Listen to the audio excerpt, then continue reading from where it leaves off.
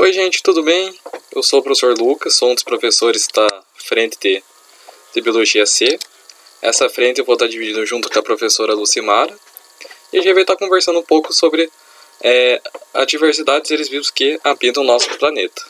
As outras frentes também abordam, mas a gente vai acabar observando um pouco a maior parte dos grupos. Entre animais, protistas, vírus também, e assim por diante. Eu sei que já peço desculpa de mão, já que é a primeira vez que eu tô dando uma de youtuber, então vamos ver o que dá.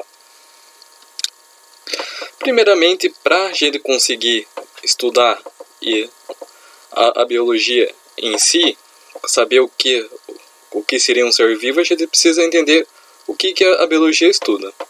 Como a gente pode ver, o estudo da biologia é a vida, que no caso é o objeto de estudo do biólogo. Mas a gente tem que fazer a seguinte pergunta: o que seria vida? Vida não tem um conceito bem definido. Se vocês forem conversar com os professores das outras matérias, de matemática, português, e perguntar para eles qual seria o objeto de estudo da área deles, eles teriam um conceito mais fechadinho para explicar para vocês. Aqui na biologia, a vida a gente não tem um conceito bem definido porque existem muitas variáveis para essa definição. Você já deve ter escutado de outros professores de biologia, até mesmo das outras aulas aqui do cursinho, que sempre há exceção para biologia. E essa sempre a exceção que acaba complicando um pouco esse conceito de vida. Tanto que nós temos pesquisadores, biólogos e outros cientistas no mundo inteiro ainda tentando abordar um conceito de vida bem certinho. Então não precisa ficar com essa cara nessa dúvida, assim, nossa, eu estou estudando uma matéria que nem sabe direito o que ela estuda. A gente tem uma ideia básica do que seria a vida. Uma delas está relacionada à teoria celular, que a teoria celular ela teve influência de diversos cientistas, muitos mesmo, que acabaram contribuindo para que essa teoria fosse proposta. Ela primeiramente iniciou com Robert Hooke, que ele foi o primeiro cientista a definir o termo célula a partir da observação desses espaços aqui, observando no microscópio os espaços da cortiça, lá em 1665, mas tivemos outros cientistas que conseguiram observar, conforme foi melhorando o microscópio, observando outras estruturas dentro das células. E os que acabaram ganhando força para essa cientista foi Matthias Schleiden e Theodor Schwann, esses biólogos, esses pesquisadores alemães que acabaram propondo essa teoria celular. Por que eles propuseram? Porque o Matthias, que é esse senhorzinho simpático aqui, ele foi o que observou tecidos de vegetais, e observou que os vegetais também eram compostos de células. E o Theodor Schwann, ele observou tecidos animais e também observou que tinha presença de células. E a partir dessa ideia que vegetais e animais possuem células e que células seriam uma estrutura, eles colocaram que para ser considerado um organismo vivo, a unidade básica funcional desse organismo seria a célula, ou seja, a célula é a unidade básica fundamental para a vida. Mas só ter célula adianta? Não. A gente vai ver que para ter estabelecido essa teoria, tiveram algumas premissas. Uma delas que, além dessa unidade fundamental, ela é funcional, ou seja, ela tem uma capacidade de realizar metabolismo, reações, produzir outras estruturas, que essa unidade fundamental também teria como a capacidade de replicar, ou seja, a partir do material genético eu consegui produzir outras células e com isso aumentando, e também todo esse conjunto aqui acabar contribuindo para uma certa funcionalidade, que no caso todo um conjunto de células vão formar órgãos, um conjunto de órgãos vão formar sistemas, assim por diante. Então essa é uma das premissas da teoria celular, que tem uma certa problemática aí para ser a teoria master, por causa que nós temos outras variáveis, como eu falei, sempre há exceção para a biologia. Uma delas seria, no caso, a questão dos vírus, prions e outros, vamos chamar de coisas que teriam a capacidade de se replicar, mas não iriam possuir célula. Daí acaba gerando toda uma discussão muito maior do que eu posso trazer aqui. O outro aspecto para a gente considerar o que seria um ser vivo seria a partir do metabolismo, a presença do metabolismo, ou seja, uma série de reações catabólicas e anabólicas, o que as reações teriam de importância para organismos vivos? Gerar energia, converter energia, baseada a partir da ingestão de nutrientes, a produzir compostos que vão estar auxiliando esse organismo a estar realizando suas atividades vitais. A alimentação, ou seja, a forma com que eu obtenho alimento, seja de forma autotrófica a partir da luz ou heterotrófica a partir de um não produzindo meu próprio alimento e convertendo isso a partir do metabolismo em energia e recursos para o nosso próprio organismo. E também a gente tem a questão de mutações. Quando a gente tem o processo de mutações, nós temos diferenciações dentro do material genético, que ao longo do tempo a gente observou que levou ao processo evolutivo, ou seja, os organismos foram se modificando ao longo do tempo, gerando com diferentes linhagens que vão estar dando origem a diferentes grupos de organismos, nos quais a gente vai estar estudando nessa frente aqui. E não só se diferenciar, como também esses organismos eles têm que ter uma capacidade de ciclo vital, ou seja, eles nascem, reproduzem, vão estar se desenvolvendo e gerando novos organismos dentro desse ciclo, mantendo assim a sua espécie, as suas atividades. Ah, mas só isso? Não. Aqui no caso as bactériazinhas seriam para representar esse ciclo vital de estar se reproduzindo. E esses organismos têm uma capacidade de resposta a estímulos. Aqui no caso a gente tem um macaquinho se protegendo da chuva. Ah, mas que resposta de estímulos são esses? Respostas ambientais, seja clima, temperatura, que vão estar influenciando no modo de viver desses organismos, como também estímulos muitas vezes internos de infecções. Então nós vamos ter uma grande variedade de estímulos que vão estar afetando a forma com que um organismo iria viver. Então esses seriam os outros conjuntos, além da presença das células, que estariam relacionados no que a gente poderia ter uma certa noção do que seria um ser vivo. Ah, mas só para a gente conseguir compreender os seres vivos de hoje, a gente tem que compreender também o passado. Aquela história, compreendendo o passado, a gente consegue compreender o presente. E a vida, ela está aí na face da Terra, entre 4,1 a 3,5 bilhões de anos que a vida surgiu no nosso planeta. E durante todo esse tempo aqui, a vida ela foi se modificando, que a gente atribui ao processo de evolução, ou seja, mudança ao longo do tempo. E essas mudanças nós conseguimos observar a partir das eras geológicas. O que seriam essas eras geológicas? Seriam nada mais que uma linha do tempo. Ou seja, eu tenho conjuntos numa linha temporal que eu consigo determinar quais organismos que estariam naquela época, quais eram as condições ambientais, e tudo isso está, digamos, salvo no que a gente chamamos de estratos, ou seja, nas rochas. São as rochas hoje em dia que a gente consegue obter os registros fósseis e registros ambientais de determinadas épocas, e a gente consegue determinar como que era o ambiente no passado e compreender como que a vida foi se modificando ao longo do tempo. Porque a gente vai ter camadas e camadas que vão ter esses registros e vão dar essas informações para a gente conseguir compreender o que seria essa modificação. E, além dessa história, a gente consegue também compreender como que a vida teve que se adaptar, no caso, a conseguir burlar de diversas condições que eram antes consideradas incompatíveis. Sei lá, temperaturas altas, baixa quantidade de oxigênio, baixa quantidade de nutrientes, e assim por diante. E uma forma que a gente chama de era geológica, quando eu falo de estratos, Opa. Eu estou me referindo a isso aqui, ó. Eu tenho uma camada aqui quando a Terra se forma, que é o período mais antigo, e conforme vai passando por tempos recentes, formas de vida diferentes vão surgindo.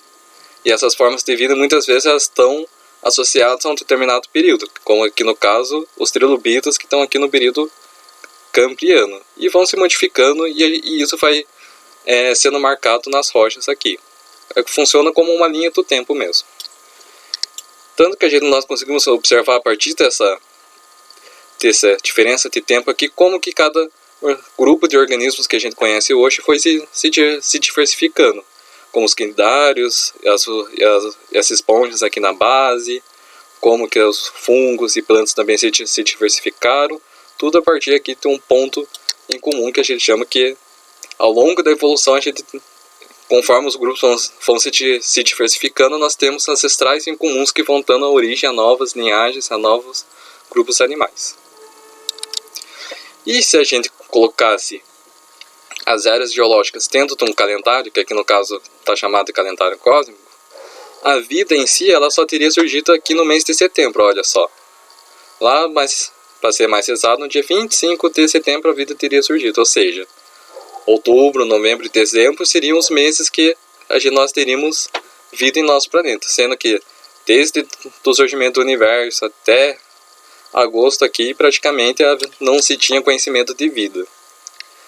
Mas só que a grande explosão de vida que nós vamos ter, que nós chamamos da vida multicelular aqui, vai acontecer no mês de dezembro. Ou seja, aqui nós vamos ter os primeiros, lá pelo dia 22, os primeiros informações dos anfíbios, a diversificação dos répteis, modificação dos continentes, os dinossauros, mamíferos. E o ser humano, como a gente conhece, o humano moderno, ele vai estar aqui, ó, nos minutos finais. Começando com os homens das cavernas, com os registros das pinturas rupestres, com as grandes civilizações, com o começo da agricultura, até chegarmos no mais recente aqui, que provavelmente é onde está a minha carinha. Tranquilo, né, gente? Para a gente conseguir entender também os organismos vivos, nós temos que compreender como que nós sabemos o que é nós temos uma noção do que seria o conceito de ser vivo, mas nós temos uma grande diversidade. E como compreender essa grande diversidade? A partir da que nós chamamos de classificação. Aqui eu coloquei como classificação zoológica, que é o que a gente vai dar abordando em grande parte aqui nessa frente. E a primeira pergunta, por que classificar? Se nós fôssemos comparar essas duas situações de mercado aqui, nós temos o quê? Os produtos tudo aqui no chão, tudo perdido. Aqui um caos completo. E nesse outro aqui que estão o quê? Os produtos bem certinhos, separados por marca, por formato, por embalagem e assim por diante. Qual seria mais fácil de encontrar o produto que eu quero? Sei lá, essa poda de margarina aqui no canto. Desculpa, gente. Primeira vez a gente fica assim. Não foi. Aqui, mais fácil. Por que eu consegui encontrar? Porque o que acontece, por exemplo, dentro do mercado? Nós temos corredores específicos para determinados produtos, que vão estar em prateleiras específicas, que vão estar organizados por produtos específicos e por suas devidas marcas.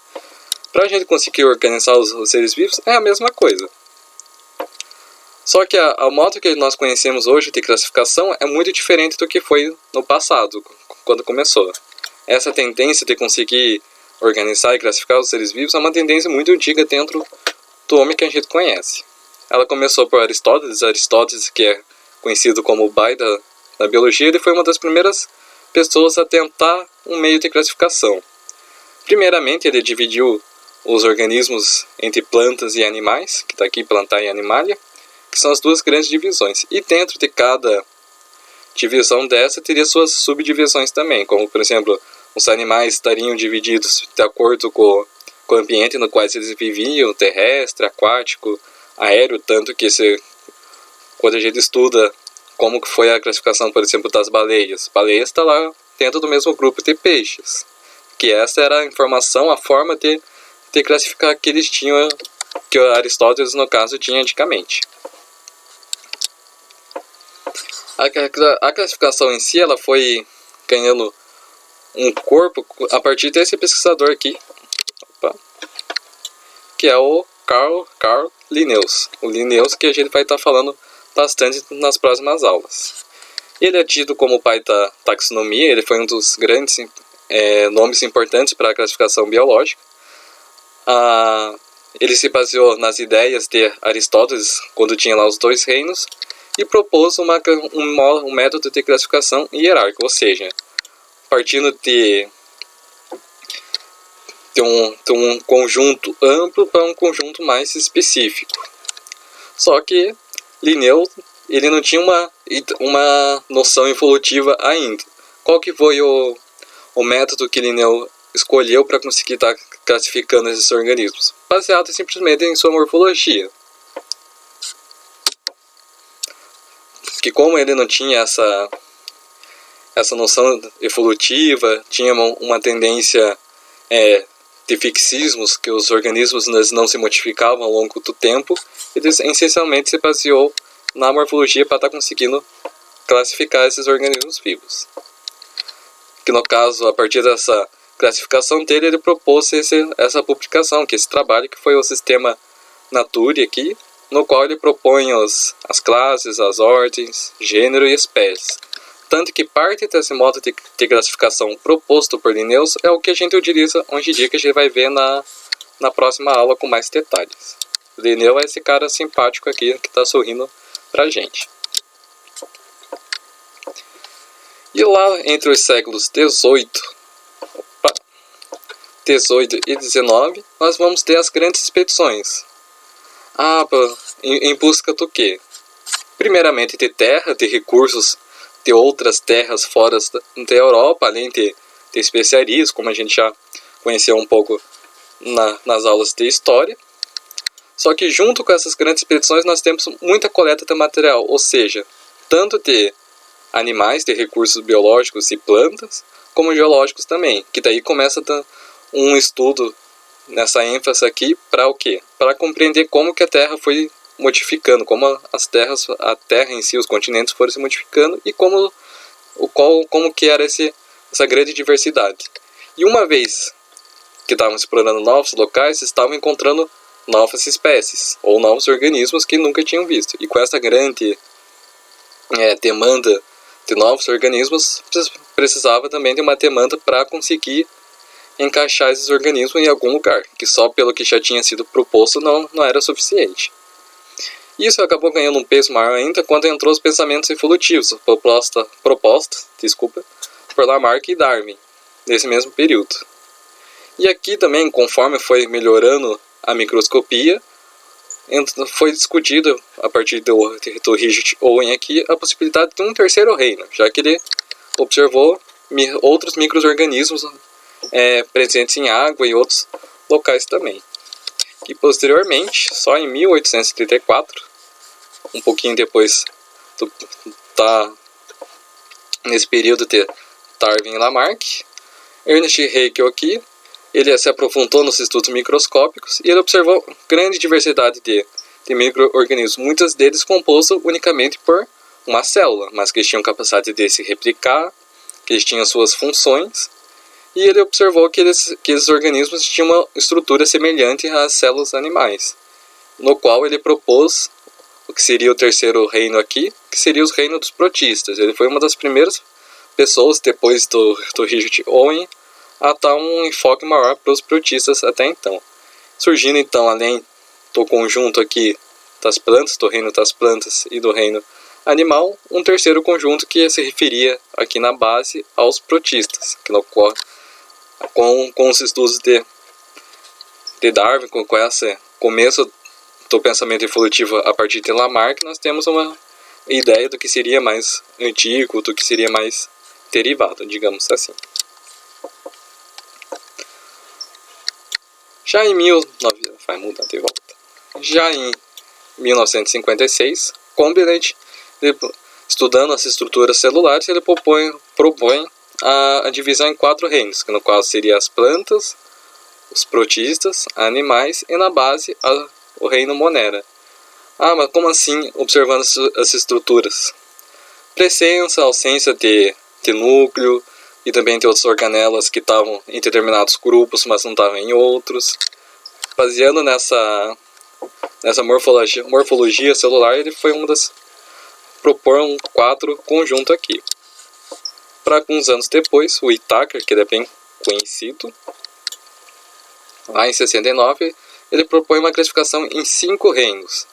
O que seria esses 5 reinos? Seria o Monera, que compreendia as bactérias, protista aos protozoários, um terceiro conjunto novo aqui que se referia aos fungos, animais e plantas.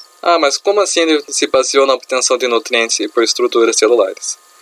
O Whittaker se baseou, além da presença, ausência de núcleo e dessas organelas, separando também organismos a partir da sua multicelularidade, ou seja, em grupos de organismos que tinham mais de uma célula que iriam compor esse organismo e outros conjuntos que teriam apenas uma célula e que nesses teriam diferença entre presença de núcleo, ausência de um núcleo celular. Além também que nós vamos ter organismos que vão ter a capacidade fotossintetizante e outros que terão a capacidade de obtenção de nutrientes de maneira heterotrófica.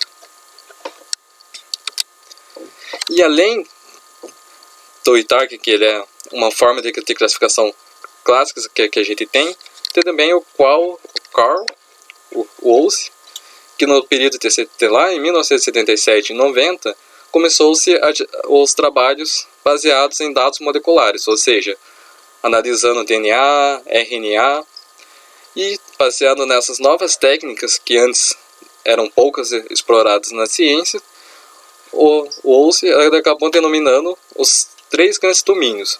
Mas o que seriam esses domínios? Esses domínios seriam 3 conjuntos mais amplos do que os reinos em si. Todos aqueles reinos que nós vimos anteriormente estariam encaixados dentro desses conjuntos aqui. Bactérias divididas entre arqueia e bactérias. Dentro de eucária estariam todos os eucariontes, que seriam as células que possuem núcleo, dos organismos que possuem células com núcleo. Arranjando em um conjunto superior, que é uma das denominações mais recentes que nós possuímos de classificação. No caso, para esse trabalho aqui, em dados moleculares que o Woese utilizou, ele se baseou no caso de RNA ribosomal, para conseguir fazer esses agrupamentos aqui.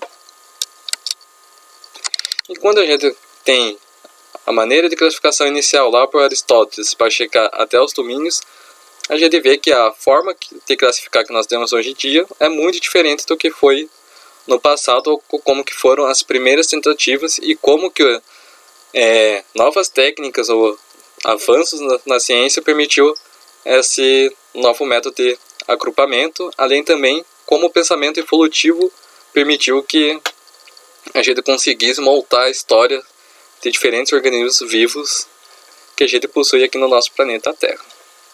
Desde lá do conjunto mais simples até de conjuntos mais amplos aqui e definindo uma possível história evolutiva desses organismos. Para essa nossa primeira aula, acredito que era isso. Obrigado a todos. Peço desculpa pelas minhas atrapalhadas aqui, mas como eu falei, é a primeira vez que eu tô dando uma do youtuber. Lembre-se, fique em casa. Corona tá solta aí. O Covid-19 tá pegando. E é isso, pessoal. Se cuidem. Lave as mãos, passe álcool gel. E é isso. Tchau, tchau.